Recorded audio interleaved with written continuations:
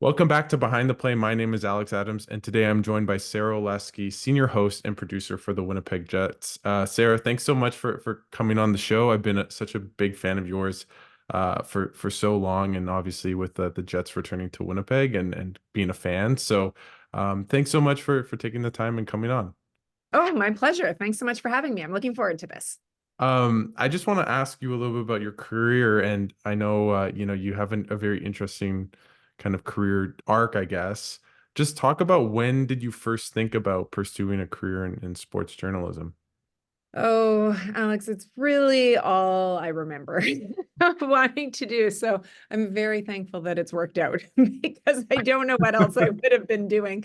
You know what? From the time I was young, in fact, I've run into some people over the years that I'd gone through junior high or high school with, and even back to junior high days, they say that they remember me talking about it. Mm, So it was always that I wanted to be in sports broadcasting. Growing up, I used to watch a lot of, I mean, hockey, but a lot of football in particular, which is where it started for me, with my dad. And I would see there'd be sideline reporters or times hosts that were on site. And I thought that just seems like the coolest job that yeah.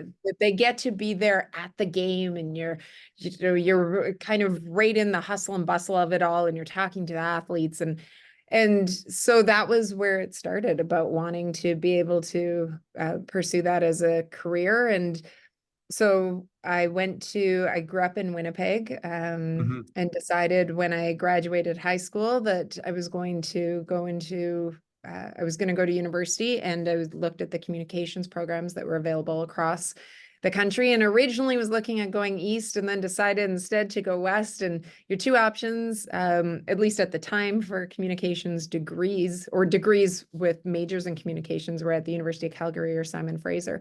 And I thought, well, if you're going to go west, you might as well go all the way west. So I went to Simon Fraser, and while I was there, started working with their sports department, and then got into television through some people that I had met through that connection. And then that was kind of the way that it all began. But no, it was always the dream to be able to be involved with it. I always describe myself kind of as a tomboy growing up, and loved Okay. being in the gym, loved playing sports, loved watching sports. So that I just thought it was a kind of a natural career path for me.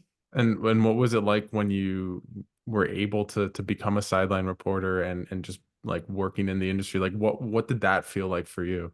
Oh, tremendous. It was great. I started in local television in Vancouver, originally behind the scenes producing back then, many moons ago. It was great back then because local news had really lengthy sports segments, which they obviously, I mean, you're lucky if local news now even has sometimes sports. But back then, I want to say that maybe it was a 12-minute, 15-minute segment Yeah. that had, and so it was producing that, and then got moved in front of the camera. But really my sideline career started when I joined TSN in 2008 to Hmm. be a part of in particular, the Friday Night Football crew for CFL.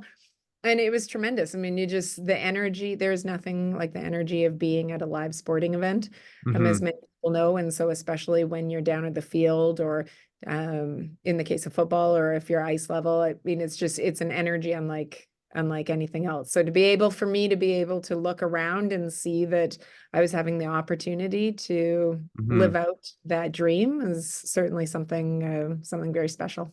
I'll kind of ask you a bit about the behind the scenes, like when you are on the sidelines, like what is your process? How do you kind of bring the stories to light and just do your job? So with football, in particular, I mean, you're just you'd go in with a number of different storylines. So there is a tremendous amount of preparation that, you might use 10% of what you prepared for, Hmm. but you'd go in with knowing obviously the different storylines that existed in the game, or different storylines that you were hoping to be able to highlight. And I'm a big believer in, I always have a notebook with me. Okay. I very old school in that sense. Everyone, it's the same thing. I've got a day book that I keep all of my my where it's like, even I've got one right here with Wow. it. So while yes, I know that the phone allows you to put things into your calendar, I like to just write it out. So for me, I find that writing everything out really helps me retain it, because I just go into autopilot if I'm typing. So I need Yeah. to physically write things out. And when you're on the side, or when I was on the sidelines, so I mentioned I would go in with storylines. We knew that for CFL, we would try to do one sideline hit, a minimum per quarter.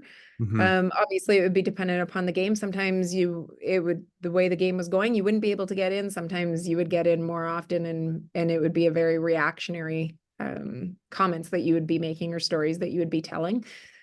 And so you just kind of, I don't know, you'd watch for what was going on in the game, see, especially because you do halftime interviews. So want to be able to make sure that you were able to be following with what the major storylines are that were in the game. But what also helps with that is that you would have your earpieces in so that you can hear the commentary that's Mm. going on in the booth.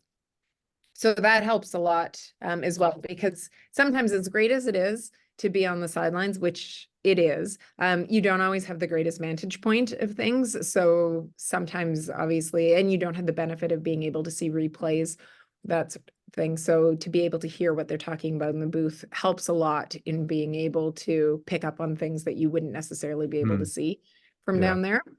And so that's the way that it goes with it.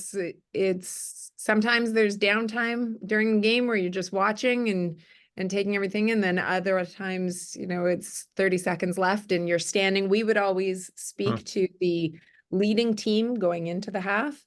So if it's tied and a team is driving, you're kind of stuck in between both Okay. sides, going, which side do I run to? So I always joke that while it was great for fans and the game, if it was coming down to the last Mm. second for it, for me, I always liked it if it was maybe a couple minutes beforehand, so that at least you knew where you were supposed to be. But it was great, but it's always busy, and then there's always the different weather elements that you have to deal with as Yeah. well. So it's one thing when it's beautiful weather out to be watching. It's another thing when you're trying to watch and it's pouring rain, or it's -20 out, and you're freezing cold, and trying to, not only your pen doesn't work. So, and I'm the type, as I said, for me to be able to retain stuff, I've got to really write it down. So all of a sudden you start looking, going, oh, I can't remember, because you don't have the stats right in front of you. Your phone isn't necessarily working. And and then trying to articulate yourself when you've been standing outside for 4 hours and -20 is not the easiest thing in the world to do. And of course, you obviously covered the Jets as well. What I guess I feel as a Winnipegger yourself, just I feel every Winnipegger has a where were you when moment when the Jets came back 2.0 style. Just what was that moment like for you what do you remember about the Jets coming back? And then you actually realizing that, oh, I'm gonna be covering this team. Well, it was great because I very much I was living in Toronto at the time, and I had said to my bosses that if a team, that obviously there had been tons of speculation about the NHL returning, and I said, if a team moves to Winnipeg, you have to move me back to Winnipeg. My husband's from here as well. We had a very young daughter at the time and really wanted to be back around family. So when it looked like it was getting closer, they actually sent me back here, and I just pretty much set up shop, just waiting in case something finally happened. So when the announcement officially was made on May 31st of 2011, I was down at the Forks in downtown Hmm. Winnipeg, where everyone was set up. And it was, to be honest, it was really emotional for me, because I just looked at what it meant. I can cry. I fully admit I can cry pretty easily. But to tear up when you just see what it meant to the city and the fans that had been through so much. I mean, I remember what it was like when the team left. Uh, but to see it come back and to just see that raw emotion, there's just something, it's different to me than when a city gets a franchise for the first time. There's Hmm. excitement, but it's just, you haven't had necessarily that pain that that the fan base had here. And so it was pure jubilation and the roar of the crowd. It kind of reminds me of when you saw the fans cheering and the reaction when the Bombers finally won the Yeah. Grey Cup. Um, just that release that they had was really emotional. So that's where I was for that. And then I got word, leave shortly afterwards, that yes, I could open up the bureau here. And so we'd be moving back. And I've had the good fortune of being able to cover this team, one of only a few people that have covered this team since day one. And it's been great. Not many people get the opportunity to do this and do this in their hometown, no less, with everything. So it's been something that I've certainly appreciated throughout the years. Obviously, you're now working for the Jets, but just what memories do you have at TSN, especially covering the Jets, that kind of stick out for you? Oh, I mean, so many. The first game of them playing against the Canadians, the that season opener, was just walking around the concourse and walking around outside. It was a gorgeous day in October, and I'm not one that usually walks around the concourse or walks around um outside, but I really wanted to take it in and just see what it was like. And it was great. It was just, again, it's that energy that live sporting events provide that you just don't find anywhere else. So Mhm. that was great. The first time that Teemu Selanne returned, got choked up with that one because he was one of my favorite players. When I was growing up, the 2018 playoff run, that whiteout, being able to look out the window and see, remember being on whether it be the second or third floor in the arena and looking out the window onto the whiteout party that was happening on the streets below. And again, it's that jubilation. It's just that excitement that exists around them. And so things like that are certainly what stand out to me a lot. I also remember with that 2018 run, what also stands out to me always is travel, to be honest. Oh, really? So I Okay. always the travel stories of going, because that's where some of the best stories always happen, right? So as great as it is when you're in the rink and there's so Can you many great moments that happen, but there's so many times too where you're stuck literally running out of a scene. You look like you're in Home Alone and you're running through the airport trying to make a flight because you're on all these ridiculous connections trying to get either to your destination or home to Winnipeg to be able to continue to cover. So the 2018 playoffs certainly provided. Nashville is not the easiest city to get to from Winnipeg, the quickest. Neither was Vegas, actually, for that matter. So it's things like that I remember. I'm not the type that typically remembers games. I just mm. remember more moments, whether it be again with colleagues or interviews with players or various things like that. And with that, you had a quite a memorable send off from TSN, especially with Mm, the Bombers. Just talk about that. I know you got very kind of emotional and talk I about told just you I cry. I'm a crier. that's okay. Yeah, it was, I always say to people, despite my career choice, and doing what I do, I don't actually enjoy being the center of attention. I don't believe that the broadcaster should ever be. It's always about the players. It's about the games. It's about the stories that exist for them. And we're that vessel to be able to tell it, but it shouldn't be about us. So it was very uncomfortable to have all of that spotlight put on me. But looking back on it, even though we're only, a year and a half removed from it, particularly that final game, it was just, it meant a lot. I'd had the Riders in my final game in Mm. Regina. They had given me a farewell on the scoreboard. Same thing with the Stampeders. And there's as great as it is to cover the NHL, there's something so special about the CFL. I covered it from the moment I got into the industry. So there were so many, the vast majority of coaches that played in the league I had covered as players. So you have these 20 years of their relationships or memories, and I was able to connect with the fan bases, I thought, really across the country, and they're just such a special group of fans. So for both fans as well as players and coaches within the league to give me that sort of send off and say the kind words really meant a lot, because sometimes you don't really realize that, I don't know, you just downplay what it is that Hmm. they do. And so to be able to have that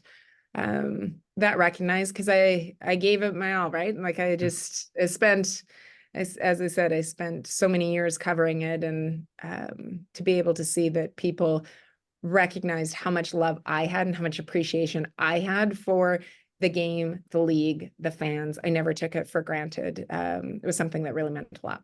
Hmm. And how was that transition from working for TSN covering the Blue Bombers and the CFL, and obviously just now working for the Jets? How big of a transition was that for you? And maybe talk a little bit about what made you make that decision. Well, a big transition in some ways, not because I'd always covered the team. So, there's all the players that have been drafted by the Jets. I've covered them since their first days in the organization. So it was very familiar in that sense, but it was certainly a transition. I didn't miss setting my alarm for 4:30 in the morning, trying to catch flights for football.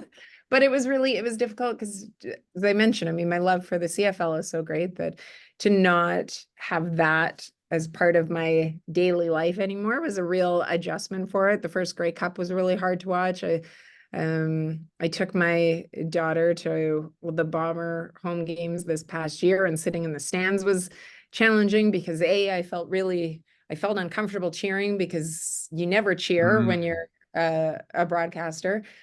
So it felt odd to cheer. And then also I felt, because I had so many relationships with people on the other teams, on the visiting teams, that I go, oh, well, I really want the Bombers to win. It's great, but I really want player X to have a good game. And, if both could happen, that would be great, because I'd feel so I'd feel a little bit bad about it. And I'd always be watching. I would never be watching as a fan. I was actually joking with one of the crews around the Banjo Bowl.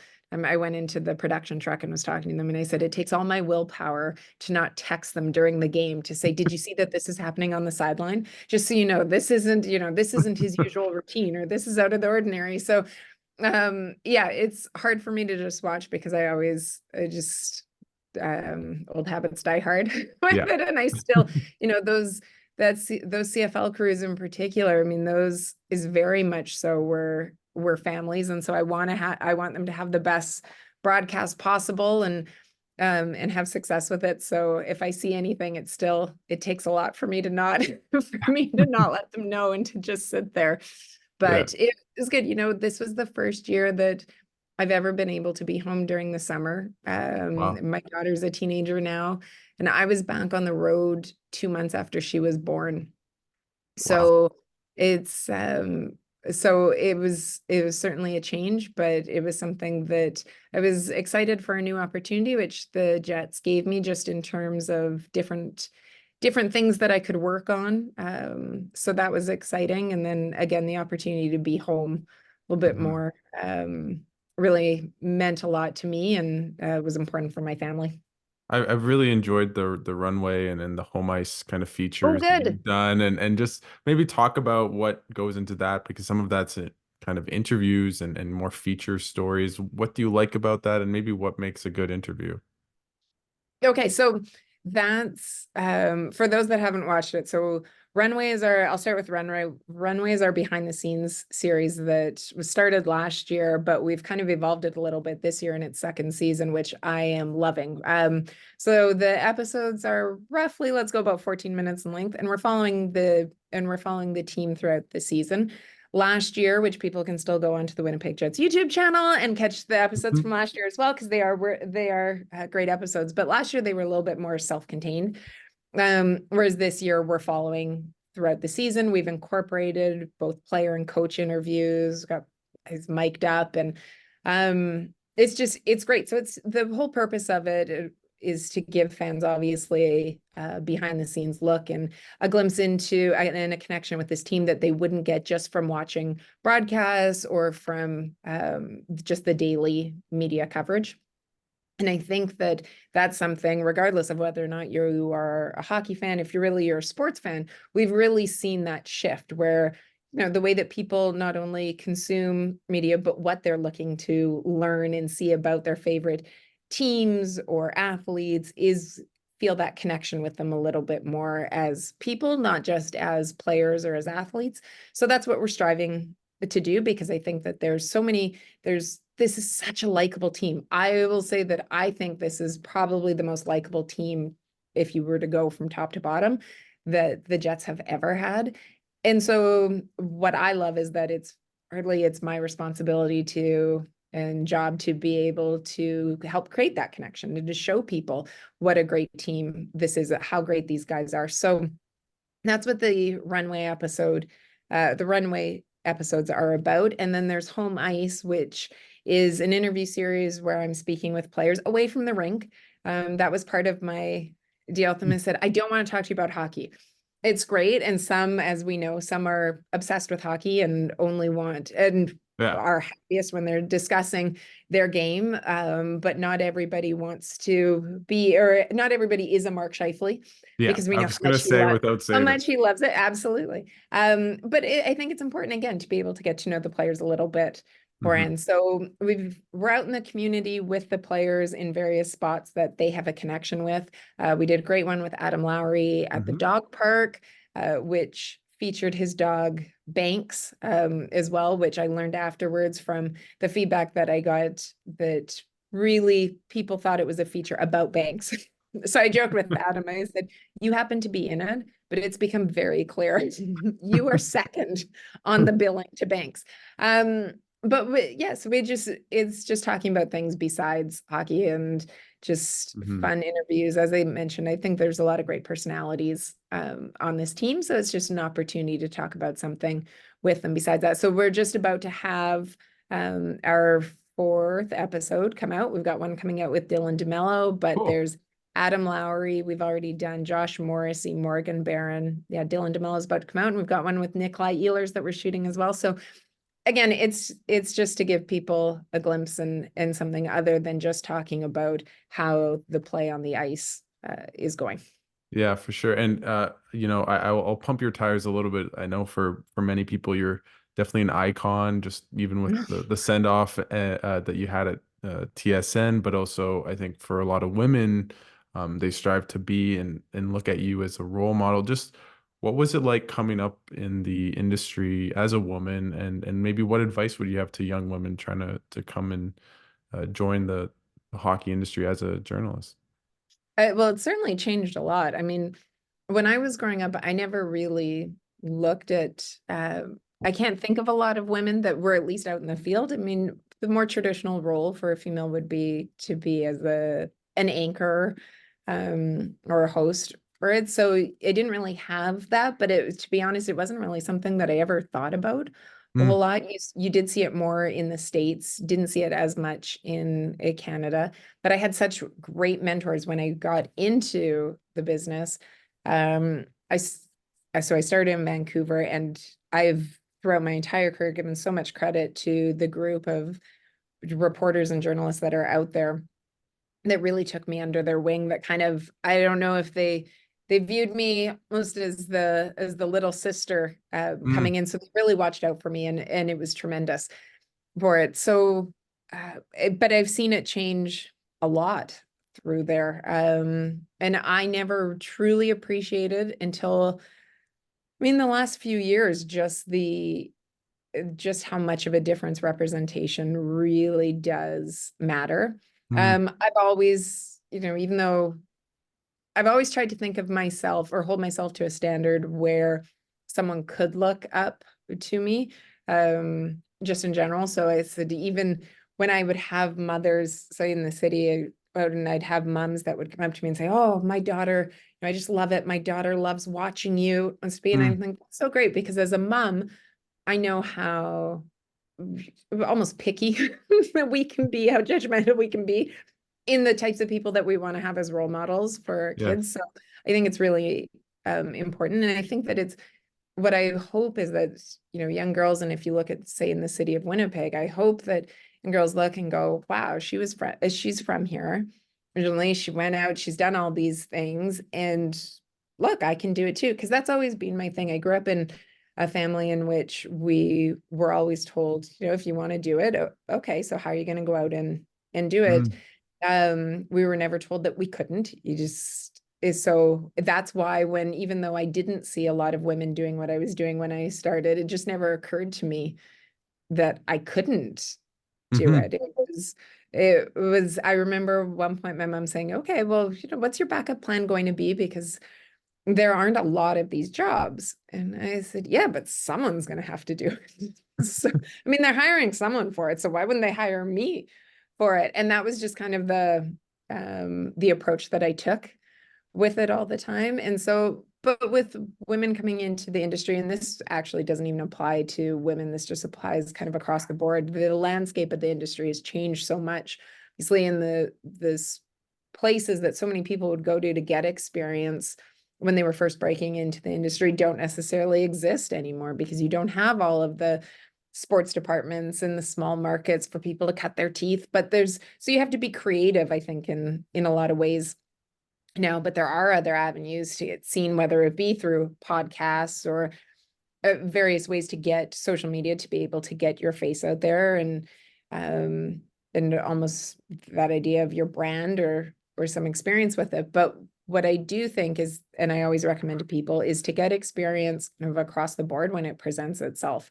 Don't think that just because you want to be on air that you aren't going to look at an opportunity behind the camera, because this industry very much is about relationships as well. And the experience will help you across the board because now you have to be multifaceted. You can't just be the person that's in front of the camera, because there's lots of people that not only want to do that, there's lots of people that have a ton of experience if you're trying to break in more than you. So I always said, Mo, if someone tells you, be that great teammate too. If someone says, hey, we need this done or running cable, okay, go and do it. I mean, I'm fine with running cable at the point in career I'm in now, if it means it's all about the greater good.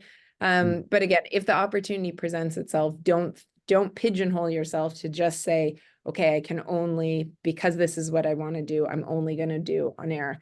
Build those relationships, get that experience, because I think in the long term it'll pay off.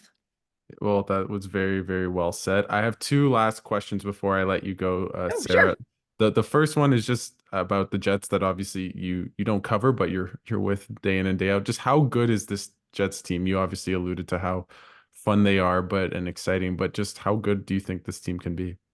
I think this team has a lot of potential. I mean, we thought that last year too, and like the second half of the season obviously didn't go well. This is the team that ever since 2018, I think, has always been seen as being on the cusp of, okay, so they got to the Western Conference Finals, so now it's okay, so this is going to be their year, and they just haven't been able to put it together for a variety of reasons. Obviously, we've seen a lot of turnover when it comes to their roster as well, and key pieces that have left. But this group is, I'll be honest, has kind of surprised me for it. I didn't know what to expect going into this season based on the way that things ended last year, some of the changes that they made, the departure of Blake Wheeler, Pierre-Luc Dubois. You've brought in some new pieces. What's going to happen around here? Also, I mean, if you think about it, even though there's so much stability, it seems, in the roster now in terms of contracts and looking longer term. At the beginning of the season, we didn't know if Mark Scheifele was going to be traded, if Connor Hellebuck was going to be. And so it's hard to believe that was only a couple of months ago because a couple of months ago, you didn't know what was going to happen. This team has really, when you look at their last stretches, has really bought into the style of play that Rick Bowness and his coaching staff have tried to get them to play last year, trying to get them to do it. And it just seems like now it's finally sinking Hmm. in that they are seeing that you can have success while playing this way. And I also, you just walk in, and none of us truly know what goes on in the dressing room because we're not in there every day. So, but I will say that the feeling around that dressing room feels different. Like Okay. it feels lighter. It feels as if there's a really good camaraderie between the group, and so they're having success. They're playing as a group really well. They're playing really connected. And I think that there's no doubt that they have the talent. They've always had that. It's about putting it together. So would they be a third of the way through the season now, quarter of the way through, quarter Yeah. of the way through the Yeah. season. We're I as think we it's a quickly third. go. I think we're a Third? third. We're close. I think Yes. we're close to a third. Okay. Yep.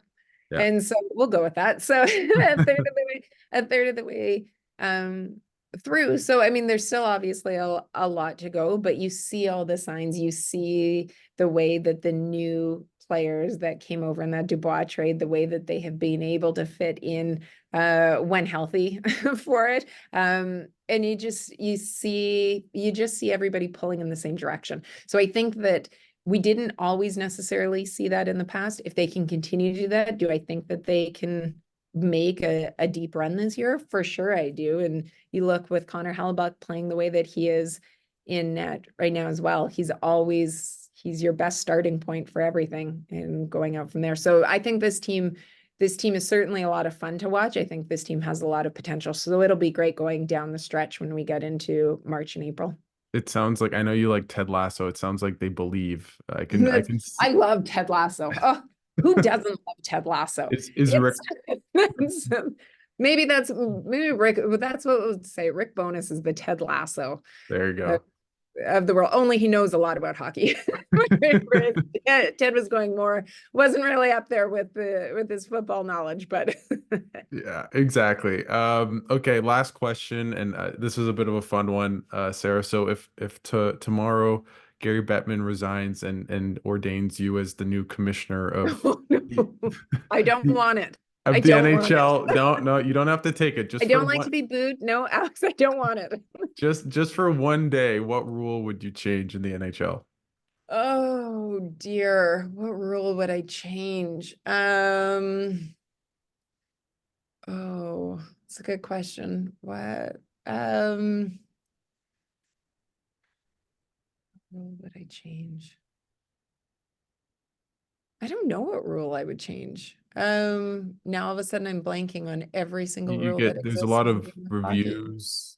Well, don't get me started. I'd put time. I would put a clock on the review. Can I Okay. let me do that because there is nothing. I am all for getting the call right, and this exists in any sport.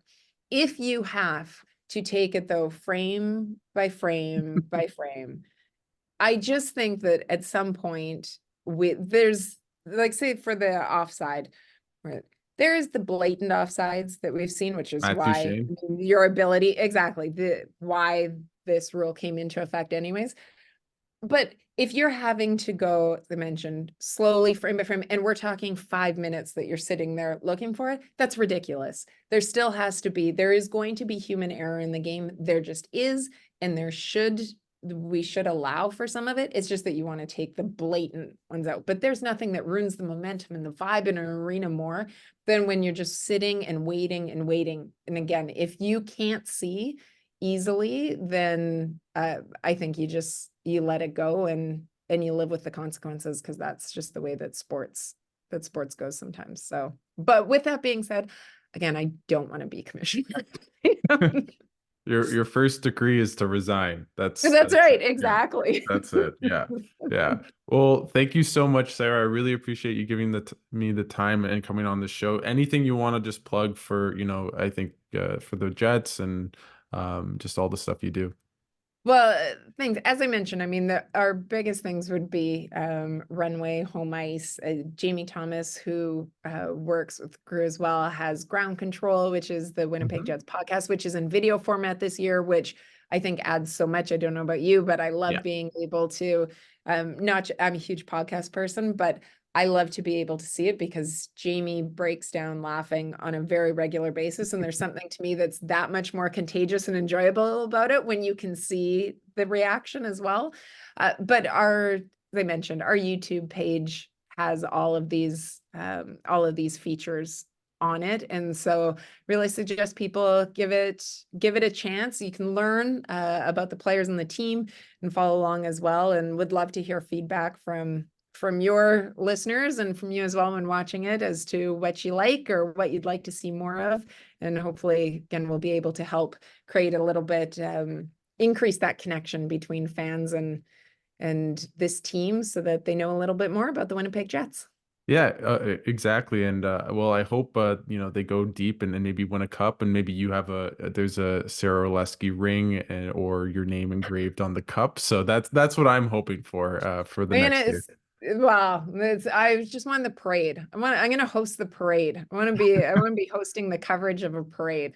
Yeah, Yeah, watching how great the Blue Bombers parade was when they won back in 2019. I would love to be able to see that because that was incredible to see the turnout for it. I can only imagine if the Winnipeg but Jets were able to win the Stanley Cup and bring it home, what it would be like at Portage and Maine and down the route. So that's that's on the goal. Maybe that's next on my bucket list there you items would go. be to be able to be a part of a broadcast for Stanley Cup parade. Well, thank you so much, Sarah. I really appreciate you coming on and sharing a bit about yourself. Oh, thanks so much. Hopefully we can do this again in the future. Of course.